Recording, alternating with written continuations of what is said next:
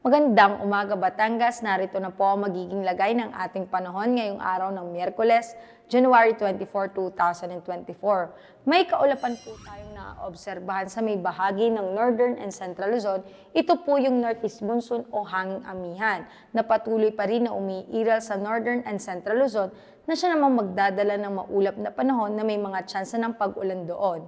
Habang sa nalalabing bahagi ng bansa ay patuloy pa rin makakaranas ng maaliwalas na panahon o generally fair weather condition.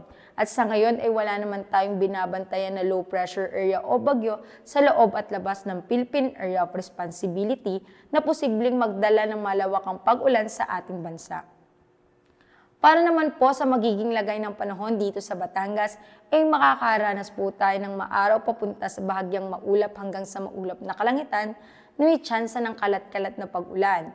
Sa hilagang parte ng Batangas ay may 8% tsansa ng pag-ulan. Sa silangan at timog parte ay may 22% tsansa ng pag-ulan, samantalang sa kanlurang parte ng Batangas ay may 6% tsansa ng pag-ulan. Kaya paalala po natin sa ating magigiting na kabatang na magdala ng pananggalang sa init at sa mga posibleng pag-ulan. Ang magiging agwat ng temperatura ngayong araw ng Miyerkules ay nasa pagitan ng 24 to 31 degrees Celsius. Si Haring Araw ay sumikat kaninang 6:24 ng umaga at lulubog mamayang 5:52 ng hapon.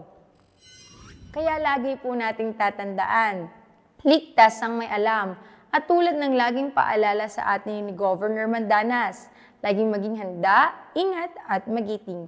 Mula po dito sa Batangas Provincial Disaster Risk Reduction and Management Office, ako po si Raven Natasida nag-uulat. Magandang umaga po.